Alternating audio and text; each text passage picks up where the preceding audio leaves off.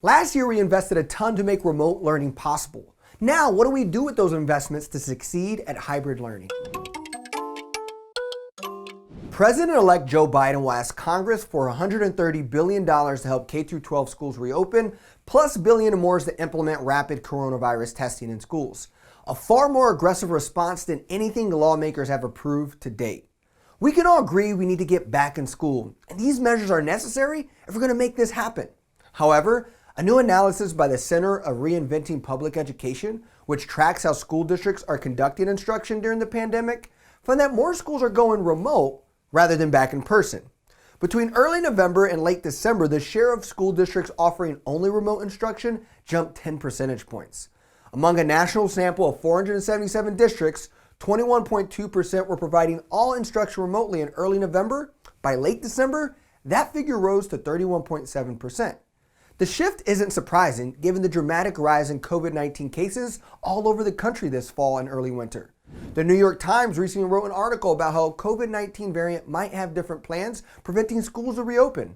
This new variant of the coronavirus is first identified in Britain and is expected to rapidly spread in the United States and has already been identified in 13 states.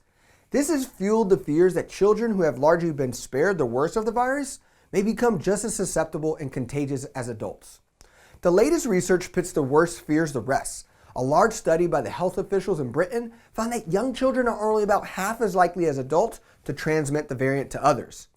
Now that seems like good news, but the new variant is about 30 to 50% more contagious than the original for children and adults alike. It is expected to become the dominant form of the coronavirus in the United States by March, which means more kids will get the virus even if they are still proportionately less contagious and less prone to getting infected than adults. The first round of education stimulus was focused on reacting to school closures and a need for remote learning to be possible, such as Chromebooks, hotspots, and voucher programs.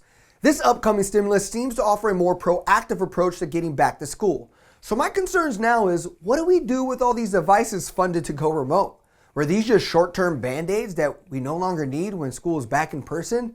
If last semester was to prove that we can do remote learning at scale, this semester is focused on teaching us how to do in-person and online more cohesively.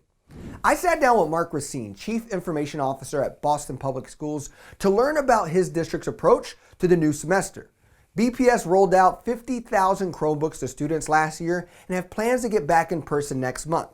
BPS was one of the first to really scale their one-to-one device model early and also started a voucher program for families who needed better internet connection. To this day, we still hear, I'm fine at mom and dad's house, but then on Thursdays and Fridays I have to go to grandma's. She doesn't have internet. Even when we did provide these mobile services, either a hotspot, we're also providing vouchers for broadband. We just signed on with COSN to do a home broadband study.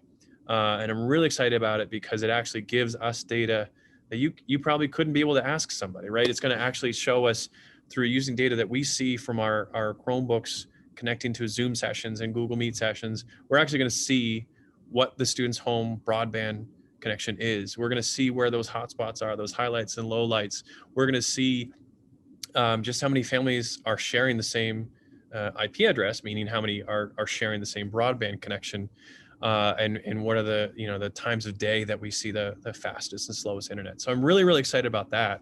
And that's going to give us some data both at the district level to be very purposeful in some of our investments moving forward, but also at the national level to say, hey, to the ISPs, this is what we actually saw. This is what our students are getting for internet connection. And this is where we need your help. Or being able to go down to the FCC and saying, this is what the actual problem is, rather than just saying this kind of blanket statement, internet's not fast enough, right? This study that we're doing with COSN now will give us the data to actually make the right decisions. Beginning the week of February 1st, about 4,900 Boston Public School high-need students are scheduled to return to school for in-person learning. During the week of March 1st, BPS will start with the youngest students, allowing them to return, starting with kindergarten through 3rd grade, and then 4th through 8th grade starting March 15th. March 29th, then high school will come back 9th through 12th. Now the kicker here is that they only have 2 days in person. Group A will have Mondays and Tuesdays, and Group B, Thursdays through Fridays. As we prepare for hybrid learning, the positive here is that last year we were completely online, 100% remote. That means teachers report that they are more confident to handle the shifts of technology and what to do if things crashes, and not rely on people like Mark to solve or fix every bug or technological issue. This allows Mark and his team to think about scale and what to do to make hybrid learning effective this semester. Our approach to technology in the past has always been, you've got to take the safe approach, right? And sometimes that means go slow and make sure that everybody is prepped and ready, and you're choosing the right technology, right? Because when a teacher is in their classroom, in their physical classroom, they're in control of everything. They have full control over who comes in the door, right? And the advent of technology in the physical world introduces the unexpected. And I think a lot of teachers in the past were apprehensive about, well, what happens if a student gets in trouble, right? I'm used to being in control, and suddenly they find a YouTube video that I didn't want them to, and my class is ruined, or the internet goes down and my class is ruined. And so, we always took the safe approach. We always took the slow, deliberate approach in making sure that our teachers felt comfortable and safe.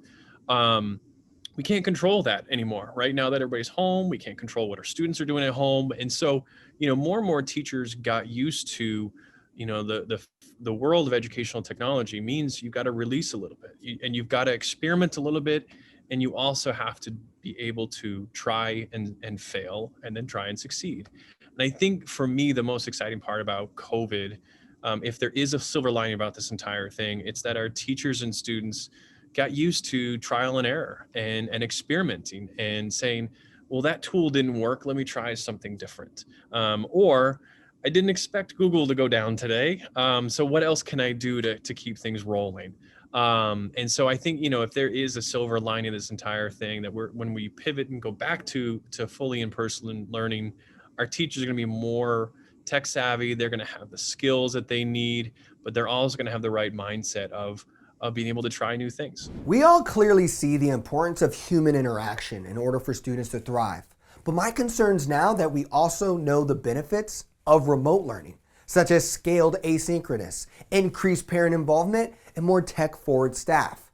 This makes me think that hybrid learning may not just be here to help us transition back into in-person, but instead transition us into a digital forward school model that only requires students to be on campus maybe 2 to 3 days a week. This will depend on two things. First, can schools show that they can perform at a high level this semester while in a hybrid model? And two, parents may expect more flexibility because their companies are now no longer asking them to go in the office 5 days a week. So if CEOs of large corporations are going to be okay sustaining a more hybrid workforce, then maybe principals and districts should consider a more hybrid school day. Thank you for watching this week of education. This is our first episode of the new year. If you like what you see, subscribe, because every week during the school year, we offer quick videos highlighting innovation and important conversations in the education ecosystem.